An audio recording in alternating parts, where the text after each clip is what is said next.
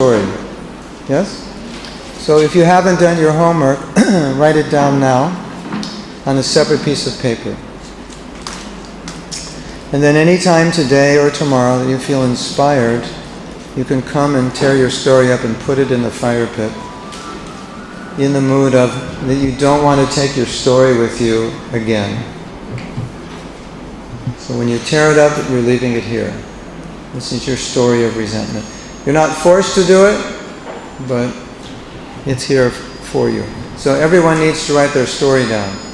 So if you didn't write your story, write it now, just briefly. If you're inspired, you can tear it up now. If you got inspired yesterday, you can tear it up now and put it in. And every time a devotee tears up their story and puts it in, we're going to celebrate. Right? So you're all going to get up and dance, jump on your chairs and dance and scream, right? And you're going to embrace the devotee. Yes? You know how to celebrate, Bollywood style?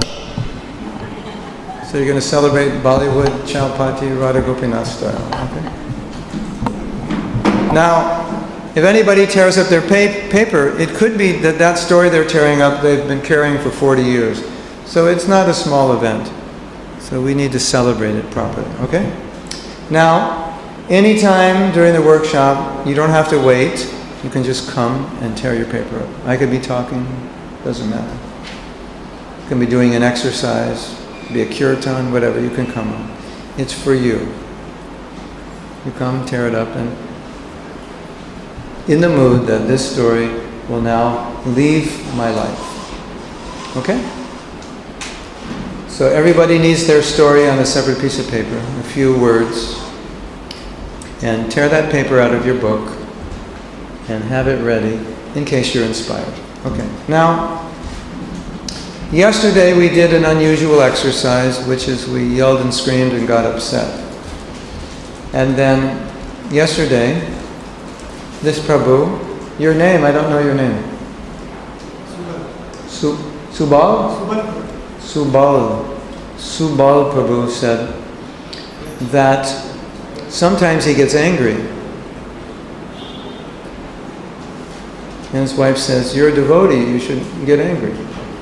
But we just did an exercise where we got angry. So he said, but it seems that angry and getting angry is good. Something like that. Is that your kind of, or is it, you asked, you asked, is your wife right in saying, you're a devotee, you shouldn't get angry? So I said his wife is right, and this was just an exercise that we did to kind of move our emotions, right? Now, some people are very in touch with their emotions, and they don't need to do an exercise like this because whenever they have emotional issues, they express them. They talk about them and like that. So this exercise is especially good for people who suppress their emotions, and it allows them to get in touch with their emotions. But it doesn't mean that every time you have an issue of resentment, you would necessarily have to do this exercise. But it's there if you want to. It's just a way of getting in touch with your emotions. But I want to give you a definition of resentment that relates to Subal's point. So Subal was saying, but if I come angry, then how do I deal with it? And I said, we need to take responsibility for how we feel. So just because we feel angry doesn't mean we have a right to express it. We need to take responsibility. So there's a definition that one of my god sisters gave. She said, forgiveness means to take responsibility for how you feel. Okay, so I feel hurt, but how am I going to react? That's the question. I feel hurt, okay. Nobody's saying it's wrong to feel hurt. It's human, it's natural. But now how do I respond to that? You see? Now there's a choice. I feel hurt, but there's a choice of how I respond. So forgiveness is a choice. It's not that you automatically must respond in a certain way. You always have a choice. Right? So between the action and the hurt, there's a response. Like there's a formula that says, an event plus the response equals the outcome. So the event is not responsible, but it's the event plus your response. Right? Because there's many ways one could respond to an event.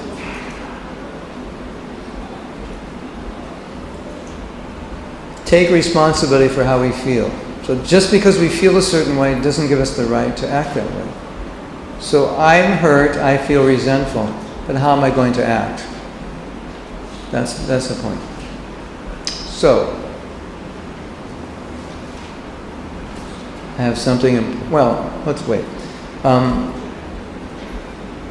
want to just check on the sheet to see if my contact information is on here. It's not on here. So, I have a lot of contact information, but I'm just going to give you one website, and from that website you can find my other websites. It's just mahatmadas.com. So,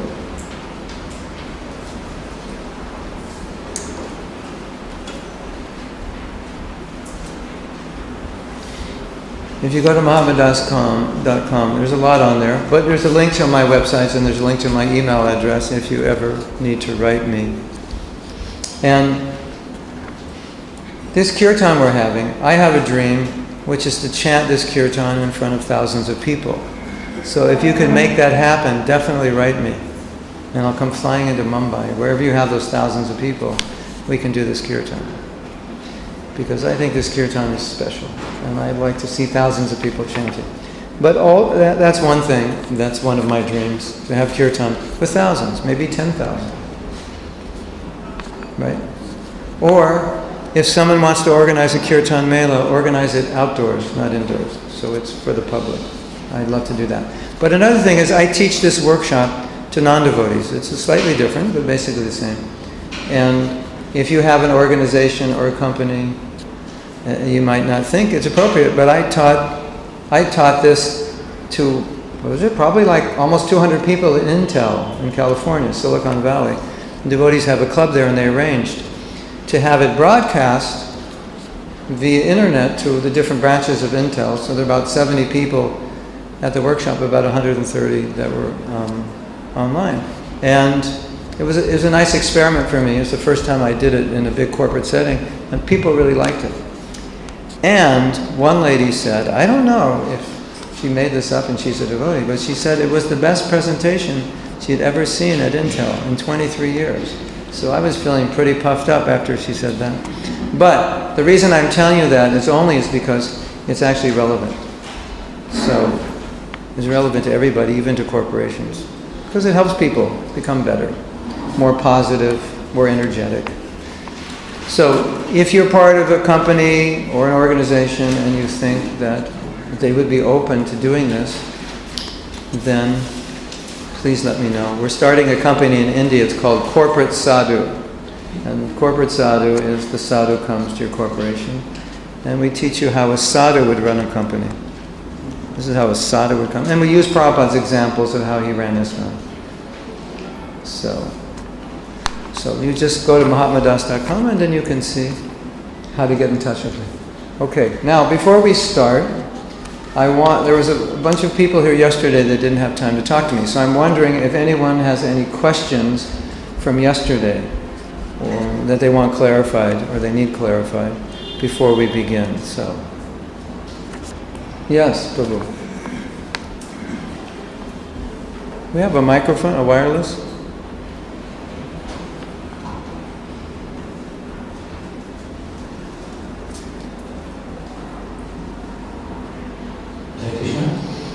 Jai Haribol.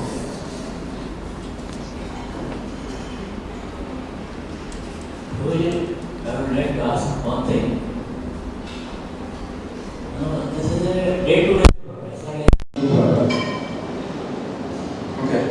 So every time, first of all, we should become aware that we are doing something wrong. Yeah. Then the question of repentance will come.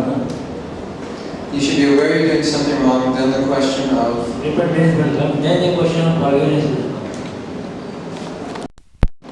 Not that you've done something wrong, that someone else has done something wrong. You mean you do something wrong and you want to ask someone else to forgive you? No. Well, the other person should be aware that they've done something wrong? Yeah. Oh, okay. Okay, so then you're saying if they're not aware that they've done something wrong, then what? You don't forgive them? Or you wait till they apologize, or what? Give an example. Whatever we are doing in this material world, it is going in 4 stages. After the act is over, we become aware of it. After what? After the act is over, we become aware of it. Not always. So we should become aware of it when the act is going to take place. Yeah. Before that, we are about to do that, and before that it should not come. There is a question of. So is that a statement or a question? No, I'm just asking you. So unless we become aware, how can we? Unless you become aware that you've hurt somebody, how can you say I'm sorry? You can't.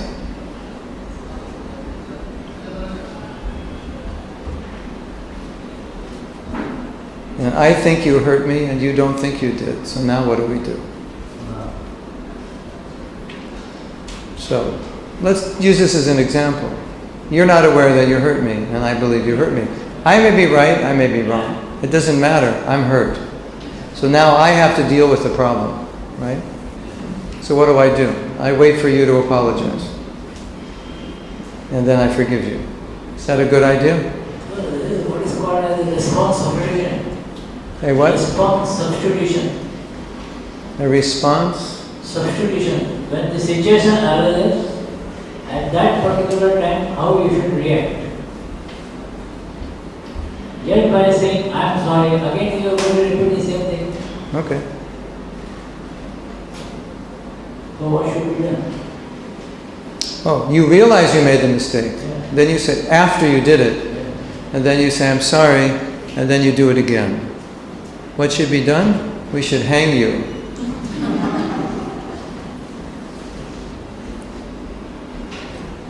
That solves the whole problem, right? Okay. We can make a few points. If you do something wrong, as he's saying, but you don't realize it while you're doing it, or you don't realize it at the point where you could control it and stop yourself, and then you do it, and then you say, I'm sorry. So, as soon as you say, I'm sorry, then you think, everything's fine, I'm sorry. There's a saying, and this is how Prabhupada dealt with this situation. There's a saying that the best apologies are the proper actions in the future. That's the best apology. So you can say, like the point he's making is to say I'm sorry is like an excuse for doing it again. Because it's just, okay, I paid my fine by saying I'm sorry. Then I'll do it again, and then I'll say I'm sorry, then I'll do it again. So, when someone made a mistake, Prabhupada would ask, what are you going to do now to rectify it? He was always looking for an action to rectify the mistake. So, the best apologies are right actions in the future. You don't commit the same mistake. So his point's very good.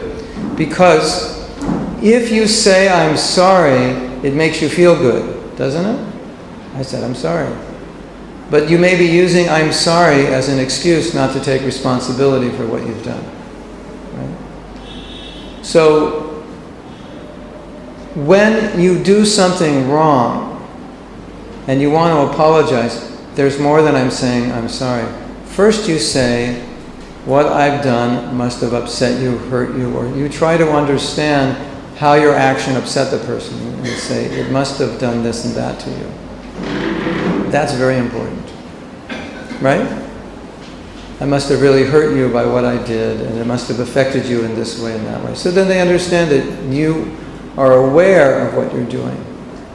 And then you express to them that it's my earnest desire to not do this again.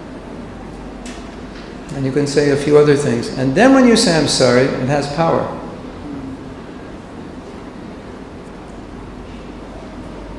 But nobody should feel like there's a formula, which is an apology equals a mistake plus a good excuse. I made a mistake, but I give you a good excuse, that equals an apology. I'm off the hook, right? But that's not true. Why did you do that? Well, because of this and that. So what he's saying is we should take responsibility. And so I'm sorry, there was no excuse for what I did. Don't make an excuse. I know it must have hurt you. I'm going to change my ways. I'm not going to do that again. And please, I ask for your forgiveness. That's better. Yes? Now, he's making another point also. If you take that further, then if you're further advanced, you become aware of the mistake and you just catch yourself before you make it. So we were talking about this in Juhu, about the problem of integrating Krishna consciousness. It's not hard to integrate Krishna consciousness if you're doing kirtan, because there's nothing to integrate. It's just your heart and the kirtan. It's pretty simple, isn't it? You're looking at the deity. It's just you and the deity. It's pretty simple. You're hearing class. It's you and the speaker. But now, when you're not in that environment where you're surrounded by Krishna consciousness, it's more of a challenge to integrate, right? Like now you're with your wife and she did something that's upsetting. Now what do you do? So we had a wonderful class when I was in Mauritius about this topic. How there are certain paradigms, be they cultural or even within the Vedic culture, of how things should be done that seem to be Krishna conscious but aren't, because they don't represent bhakti. And devotees don't always catch that. They'll act in ways which are not proper, but by Vedic standards it's okay. But by bhakti standards it's not. So our challenge is we want to create a culture of bhakti that we can integrate within our life. So here's an interesting thought.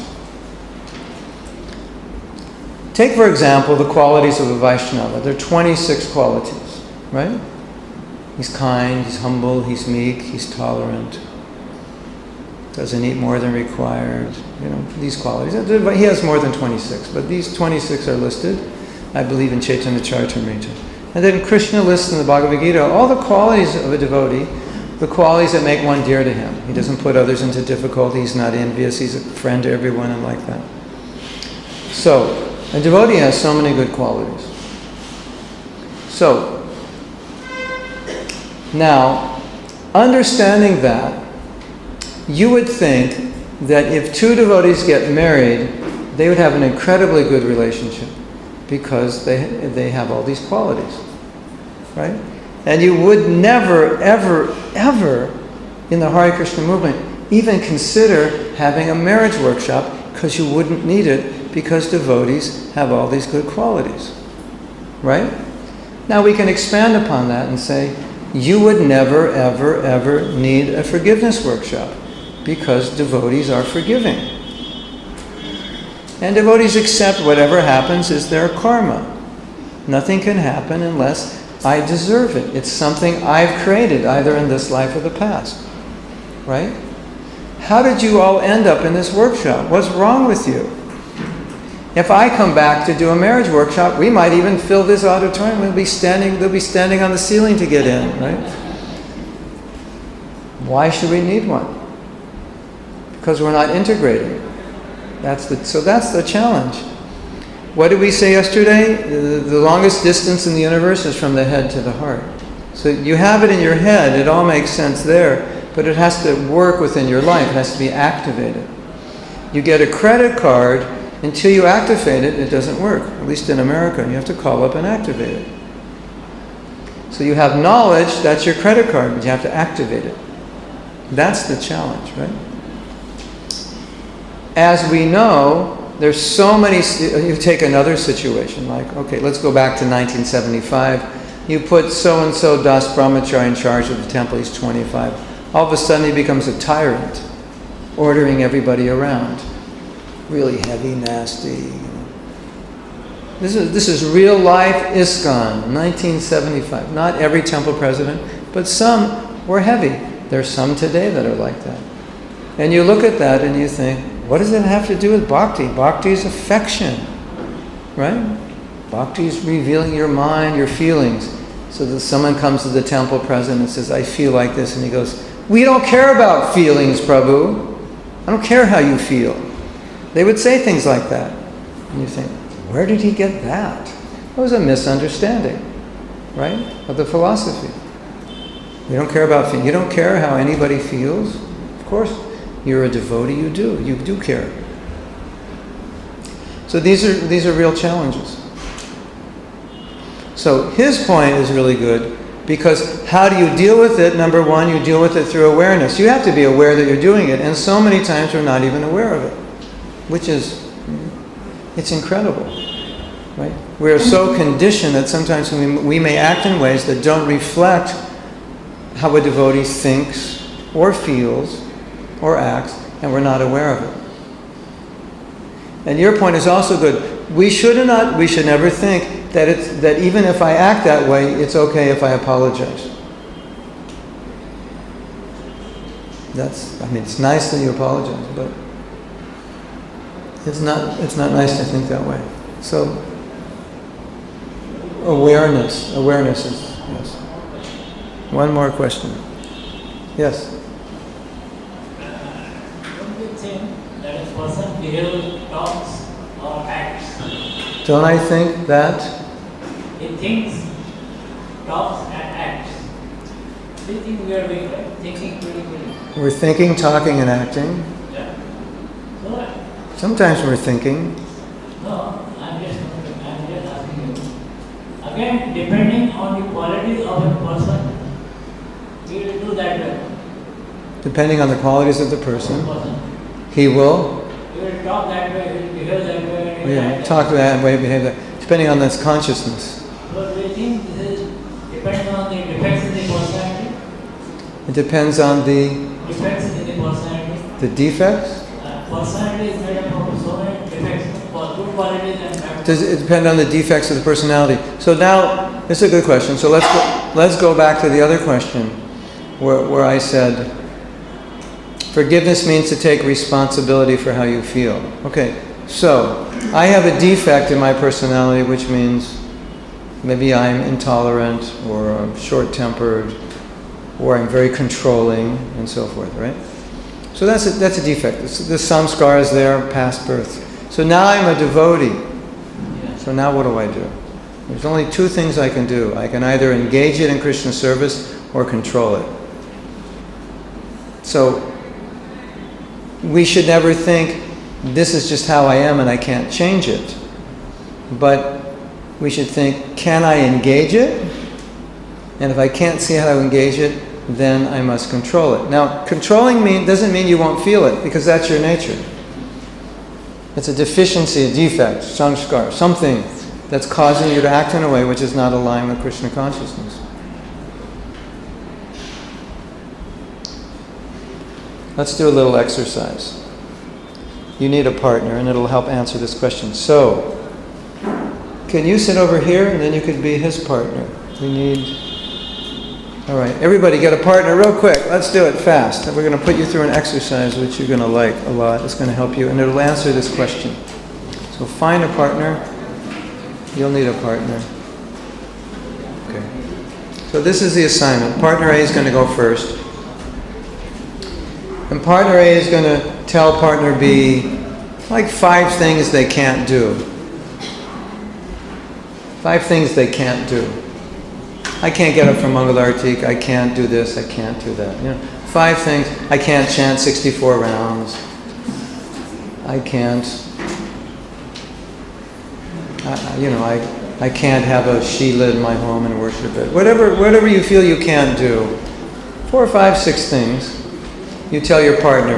And then when you finish, partner B will tell partner A 5 things you can't do. And then I'll tell you the next part of the exercise. Simple. Just tell them. Now, don't say, I can't jump to the moon. Don't say things which are not possible physically.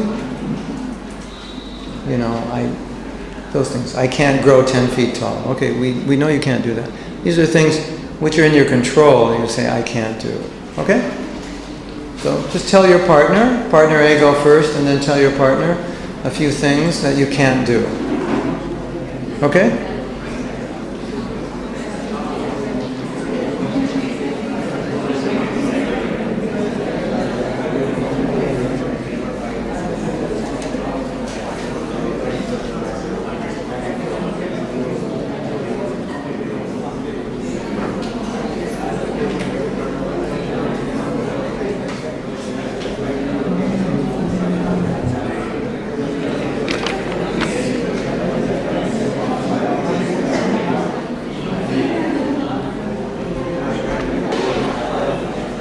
So now,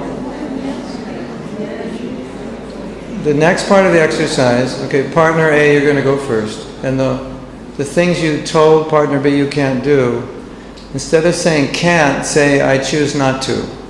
So you say, if you said I can't get up from Mangalarti, say I choose not to get up from Mangalarti. So if I can't chant 64 rounds, you say I choose not to chant 64. And then partner B will just repeat what he said to you, but he'll say I choose not to instead of I can't. Okay? Simple exercise, should take you like 20 seconds. Okay? Any questions on this? So begin.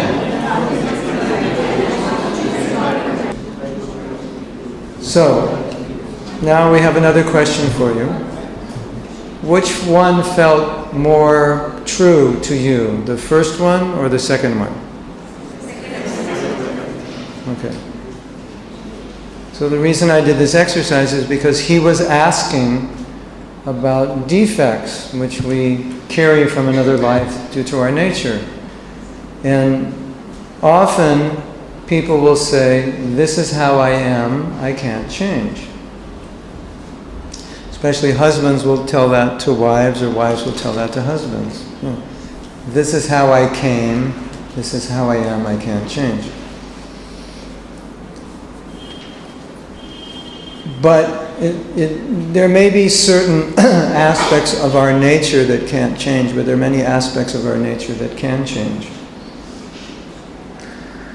And he was saying awareness is important. So when you become aware of a problem, it's very disempowering to think, this is just how I am and I'm going to stay this way. Like I could say, I'm not a forgiving person, so I can't forgive. But there's so many I can'ts.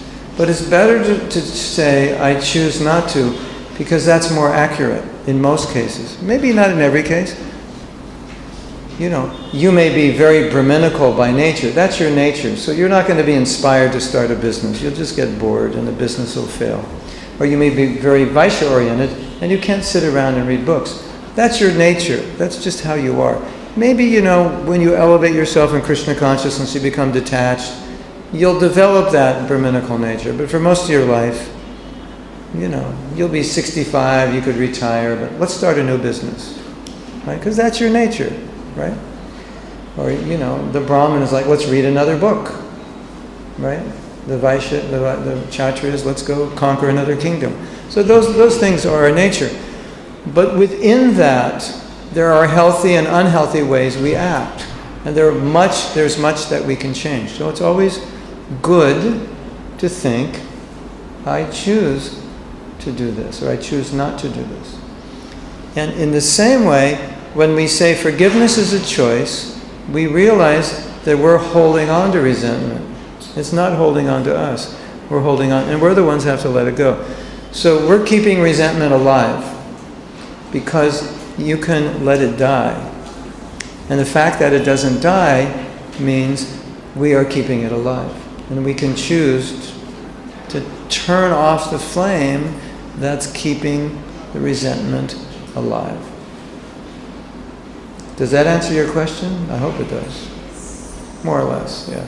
So, good points. Become aware when we're not aligned with Krishna consciousness. And work on ourselves to improve. Now, one of the problems we have in Krishna consciousness is that sometimes we don't work on ourselves because we believe if we just chant, take prasadam, hear Bhagavatam, then it will all happen naturally, right? So that's half true. But if you practice being humble, if you practice being compassionate, if you practice serving, if you practice appreciating, if you practice being forgiving, all those things help you advance. Whereas if you think, I'll wait till I'm advanced and then naturally those qualities will develop, you won't become advanced. Trinadapi sunichena, become humble, is the third verse, not the 8th verse. Right? So how should you chant? You should chant in a humble state of mind. Prabhu, you should chant in a humble state of mind. Prabhu, I'm not humble, so I can't chant in a humble state of mind. But when I become Krishna conscious, automatically I'll become humble. So forget all the humble stuff now. That will come later. Right? Is that smart? Now, philosophically, you could make a point, but you've misunderstood the philosophy. It seems like that's true, but we're saying chant in a humble state of mind. So, the path to humility, what's the path to humility? Waiting till you become humble? Is that the path? Or is it practicing humility? Obviously, it's practicing. So, it's time for something funny. Keep you entertained, right? A devotee decides to not take a bath. Why? He says, Prabhu, it says right here in the Bhagavatam, that all the qualities of the demigods develop when you become Krishna conscious. When I become Krishna conscious, the desire to be clean will automatically manifest. It's not manifest yet. I'm waiting for it. When it hits me, then I'll take a bath. Would you say, Prabhu, that's a good idea. I think I'll do that too. After all, it says all the qualities will develop naturally when you become Krishna conscious. So he doesn't take a bath for a week, 2 weeks, 3 weeks, 4 weeks, 5 weeks. Is that smart? No. You say, Prabhu, you don't understand. You need to be clean because that helps you in your Krishna consciousness. Cleanliness is next to godliness. So by being clean, then what happens? It helps you in your Krishna consciousness. So one devotee said, Prabhupada, I don't feel like bowing down. And so Prabhupada said, bow down and you will feel like it. Yes? You've heard that? Bow down and you will feel like it. So, there's a saying, listen carefully, and I'll say it twice because some of you may not get it the first time. Sometimes it's easier to change your action in order to change your mind than it is to change your mind in order to change your action. Because we normally would think, I'll change my attitude and that will change my behavior, which is kind of what you were saying. But sometimes it's easier to change your behavior and that will change your mentality, your thinking. For example, let's say you come to me and say, Mahatma Prabhu, I'm envious of Krishnadas. So Mahatma Prabhu says, okay, here's the solution to your envy. Go to Krishnadas and tell him, I appreciate you so much, what you're doing. And you say, I can't do that. That would be false. I don't feel that way. I say, just try it and see what happens. Just find out what's good in him and appreciate him. And he walks away and says, okay, I'll do it. I don't want to, but I'll do it. And then he comes back the next day all smiley and bubbly. I say, what happened? He said, I did what you said and now I feel like appreciating him. I'm starting to feel it even though I wasn't feeling it. It works that way. The path to forgiveness is paved with the practice of forgiveness. The path to humility is paved with the practice of humility.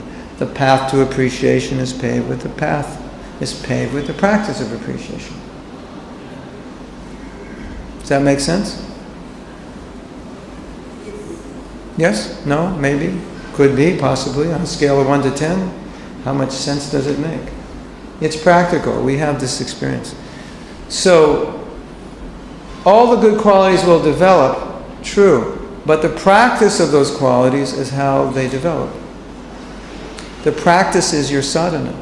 So all the good qualities will develop if you practice sadhana, and the practice of those qualities is the sadhana. I mean, there's no case where Prabhupada never told us, and Prabhupada never said, don't worry about controlling yourself because when you become Krishna conscious, you'll become self-controlled. Did he ever say that? Don't worry about being humble because when you become Krishna conscious, you become humble. He never said that. He always said, now. Do it now. Right?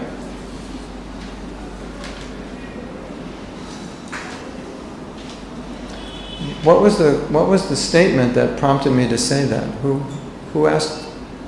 Someone asked a question or made a comment? I can't remember that far back. That was 5 minutes. My brain doesn't remember more than 30 seconds. Does anyone remember what prompted that? We'll have to rewind the film and find out. When we did this exercise, after that you continued the thing. So I mean, when we just completed the exercise and we spoke instead of not, I'm not able to choose. Yeah, Chad, choosing. So you choose the action. Yeah.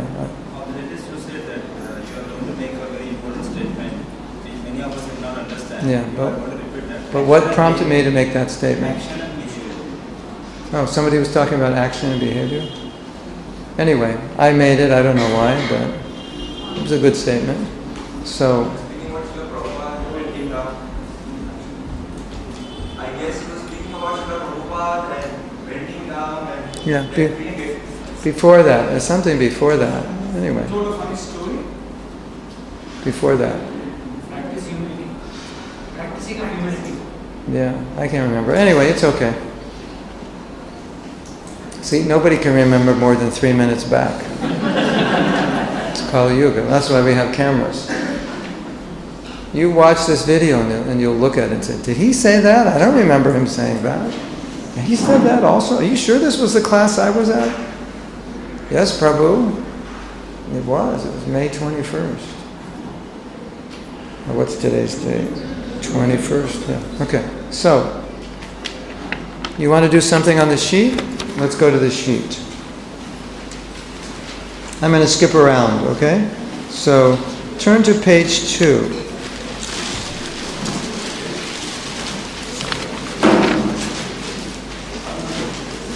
Wait. I'm sorry. Go back to page 1.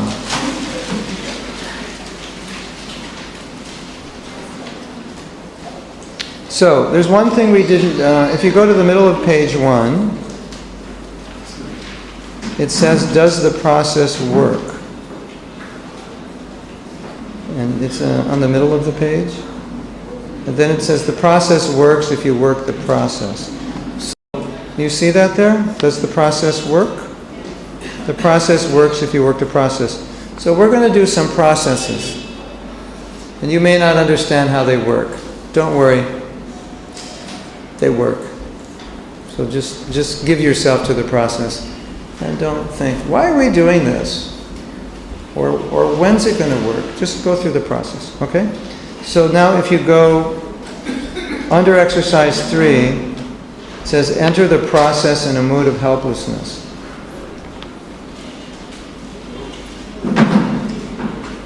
So I'll read that. Enter the process in a helpless mood, open to allow Krishna to help you overcome your resentment. Now, some devotees have been dealing with resentment for a long time, or dealing with it in a way that they don't know how to let it go. And they say some things like, I can't let it go, I don't know how. Sometimes devotees will say, I don't even want to, because the person doesn't even deserve it. Right? So, what do you do when you're in a situation where you just feel like, I don't know what to do? You put your hands up in the air and say, Krishna, please help me. So this is how we enter a forgiveness workshop, in a helpless mood. It's Krishna, I don't know how to do this. I need you to clean my heart. And so we put our hands up and say, help. So that's the mood, okay? So if you enter that mood, and you enter the mood that the process works, just have to work it, it'll happen. You don't have to do anything. Just follow the process. I'll guide you, okay? So, be willing to take the medicine. Forgiveness is the release of all hope for a better past. That's a definition of forgiveness. Forgiveness is the release of all hope for a better past. So what does that mean? It means you can't change the past. Anybody here can change the past? Raise your hand. I'd like to meet you, because I have a few things I'd like to change. You create... Now, because you can't change the past, if you allow yourself to live in the past, then it affects your present. Right? If the past is negative, it affects your present. So, How do you get out of this? Forgiveness can heal the past. When you forgive, the past will no longer affect the present. When you forgive, that event will have no negativity in your consciousness. It'll be gone. Isn't that nice? But you have to be willing. So all of those who you are thinking, this person doesn't deserve my forgiveness, you have to overcome that thinking. Maybe they don't deserve it, but you deserve it. Right? Because you're carrying resentment. So, okay, they don't deserve it. All right. You deserve it. Forgiveness is to release the prisoner, not the person who hurt you, but yourself. You're the prisoner, not them. Does that make sense? So we imprison ourselves. So we deserve it. Yes? So you have to be willing to take the medicine. So I'm giving you the medicine. As long as you take it, you'll be fine. Okay? Anyone not willing to take the medicine? Thinks that person doesn't deserve it. They're going to do something horrible if I forgive them. We'll deal with that. And just be willing to take the medicine. Okay? Okay, the next one. You are not condoning your abuser. Forgiveness doesn't make a right a wrong. Okay, this is important. Many people think if I forgive, then I'm condoning my abuser and they're going to do it again. Right? Many people think forgiveness means reconcile a relationship. If I forgive, I have to reconcile the relationship. You don't. You're forgiving someone who tried to murder you. I don't think you want a relationship with that person. You want that person in prison. Yes? Hate the sin, not the sinner. I hate what you do, but I don't hate you. Okay, I hate this action this person did. He tried to kill me. I'm not condoning that by forgiving him. But by forgiving him, I'm releasing from my heart the symptoms of the mode of ignorance, which come as revenge and resentment. It's all tambaguna. So then you want to deal with what's in your heart, and then on the other hand, you want to deal with that person. So on one hand, you say, I'm forgiving this person who tried to kill me, but you're in court the next day, prosecuting him, and everyone's saying, I thought you forgave him, and you said, I did. But why are you going to court? Because he's dangerous. Because he deserves to be in court. He deserves, not in court, he deserves to be in jail. There's one devotee who fell into a lot of sinful activities. And his wife had to get him in jail. And he said being in jail was the best thing that ever happened to his Krishna consciousness. Because he was on a reckless course, he was ruining himself. And his wife, to protect herself, had to get him in prison because he was dangerous. He was harmful to the family. And she had absolutely no vengeance towards him whatsoever. But she had to do that because it was safe for the family.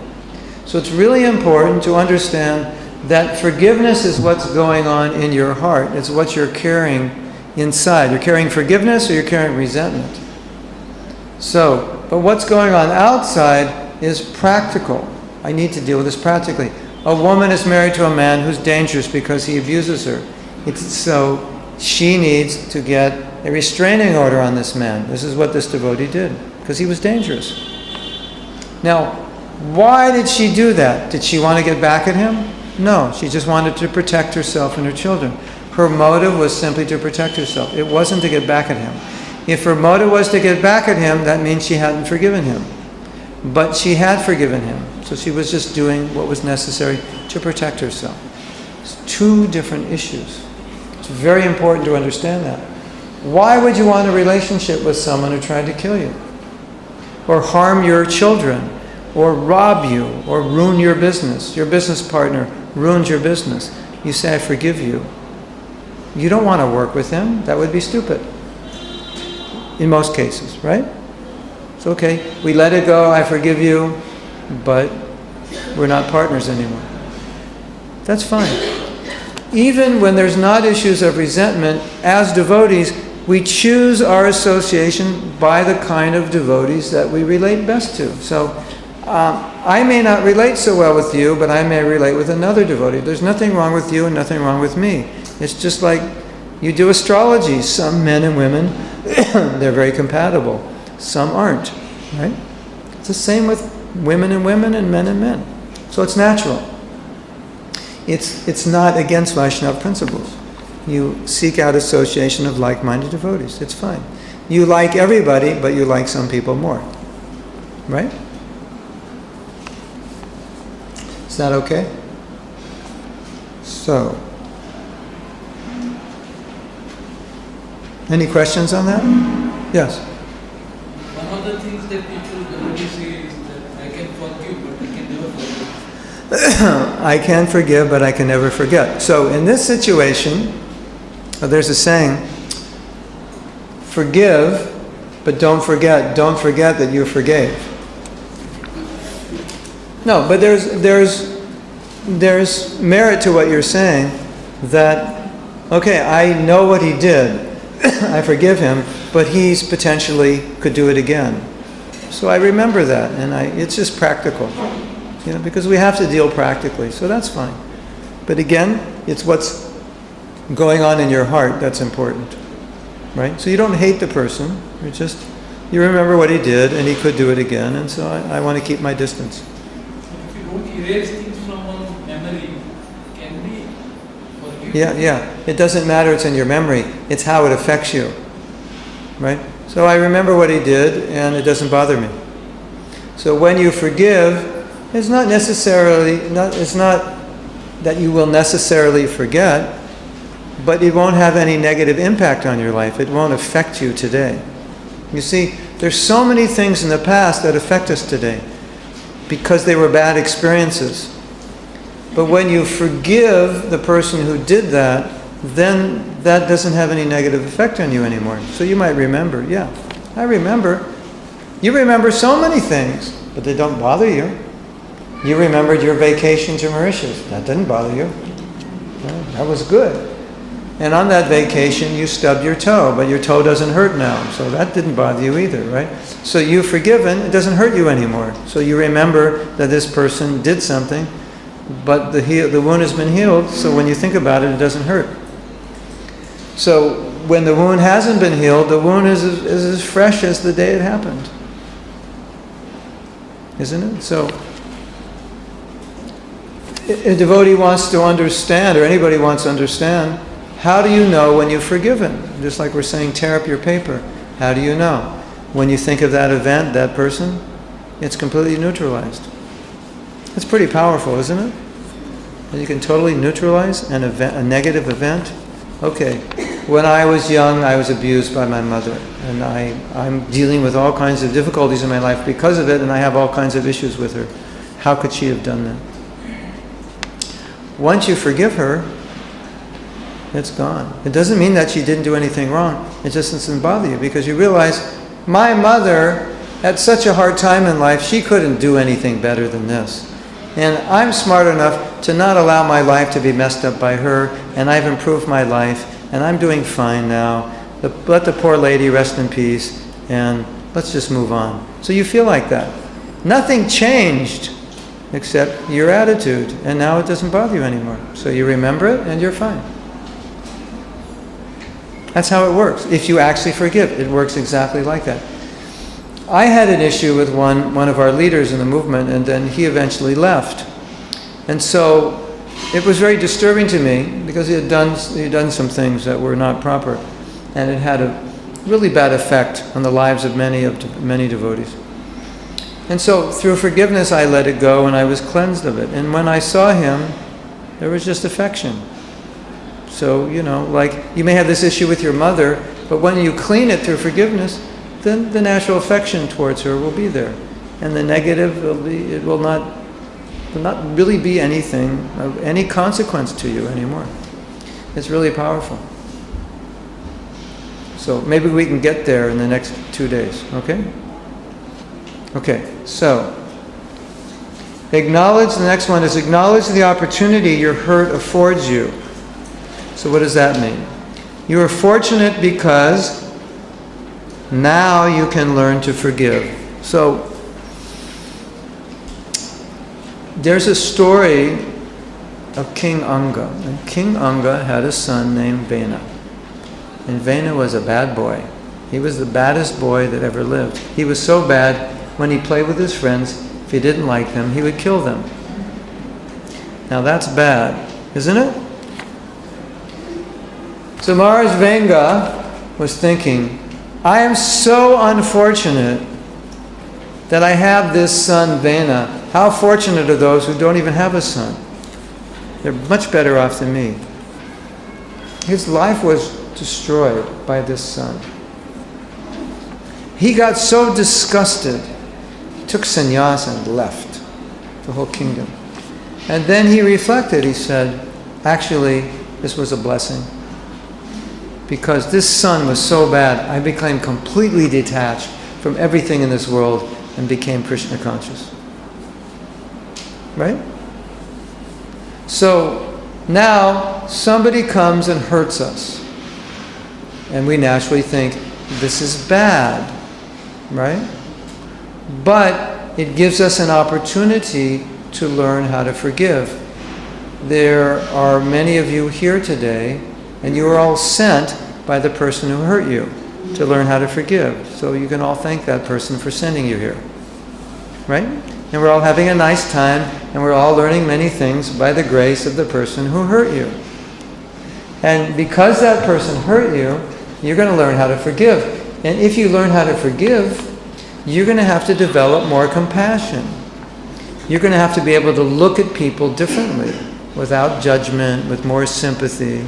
You're going to have to be able to look at yourself differently, uncover some nasty things about yourself you need to improve. And it's all good. Yes? So you're fortunate that you've been hurt, because now you're able to learn how to forgive. What do you think about that?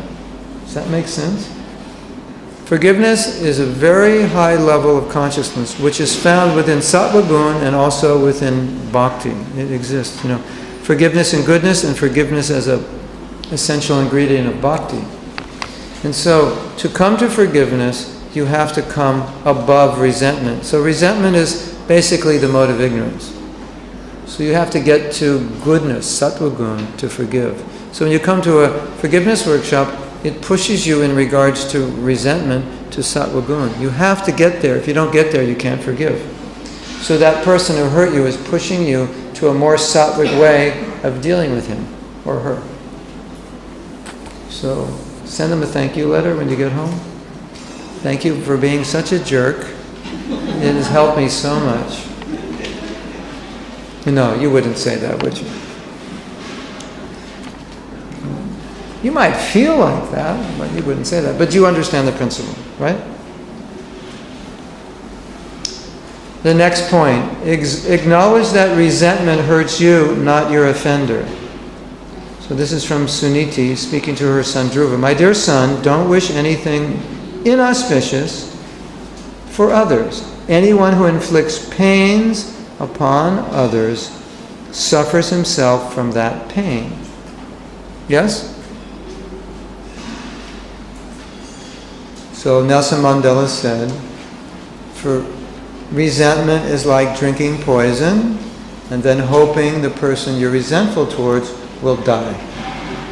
Drinking poison and hoping the other person will die. So now we're upset. We're telling other people how bad the person is. We're taking revenge. And we think by doing this we're hurting the other person. But we're not hurting the other person. Sometimes the other person doesn't even know that they hurt you. We're hurting ourselves. So Lord Buddha said something which I really like. He said, you're not punished for your anger, like people would think. It's a sin to be angry. He said, no, you're not punished for it, but you're punished by it. Anger punishes us. You're punished by your anger, right? And so you're punished by your resentment. You're punished by, we're punished by envy, aren't we? Do you feel good? Anybody here feel good when they're envious? Raise your hand. Maybe somebody does. You're really envious of someone. Does that make you feel good? It's a kind of self-punishment, isn't it? Does anybody feel good when they're angry? Maybe sometimes, but most of the time not. It's a disturbance.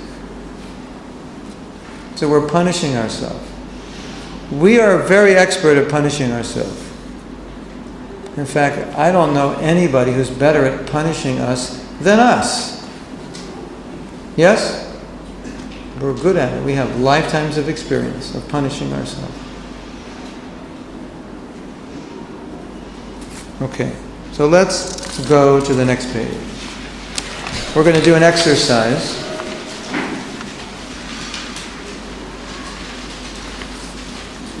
Now I have to explain this exercise and why we're doing it, because it might seem a little weird to you. But in this exercise, I want you to experience what your resentment feels like. And I want you to get a visual image of it in terms of an analogy. My resentment feels like I'm drowning in an ocean of poison. My resentment feels like my hands are tied with chains and my neck is tied to a chain bar and I can't move. My resentment feels like I'm inside a prison and I have the key but I won't open the door. You want to give an analogy. So why are we doing this? The reason we're doing this is because I believe that most of us, or many of us, are not fully in touch with how bad this resentment makes us feel. Because it's self-punishment. If we actually knew how bad it made us feel, we probably would have given it up. Right? So what I'd like you to do is just kind of connect with your resentment and then kind of feel what does it make you feel like? And then in that feeling, allow yourself to develop some mental image of an analogy. It feels like, whatever it feels like. And then write that down, or if you're inspired, you can draw a picture of what it feels like. So it's just a process in connecting, like we said yesterday, you connect with your emotions. This is a connection of, what does it actually feel like? I'll give you my analogy. I said, my resentment feels like a diamond in my heart that leaks poison. So why a diamond? The poison diamond. It's a great title for a book, right? Poison Diamond. Sounds like a fiction novel. So the book's going to be called The Poison Diamond. Forgiveness. And everyone's going to go, what does the poison diamond have to do with forgiveness? Well, I was realizing that my resentment was how I got back at the person. So to me, that was a diamond. That was what was valuable. It was a diamond in my heart, and from my heart I was getting back. But out of the bottom of the diamond, it was dripping poison in my heart, because the resentment is toxic. So there was something that I was relishing, but it was the byproduct of it was poison. So that was my analogy, a poison diamond. So that's the name of my new book. How to Forgive, The Poison Diamond. Everyone's scratching their head. The Poison Diamond? Yeah. It'll be a #1 seller because everyone's going to buy the book to find out, what is a poison diamond?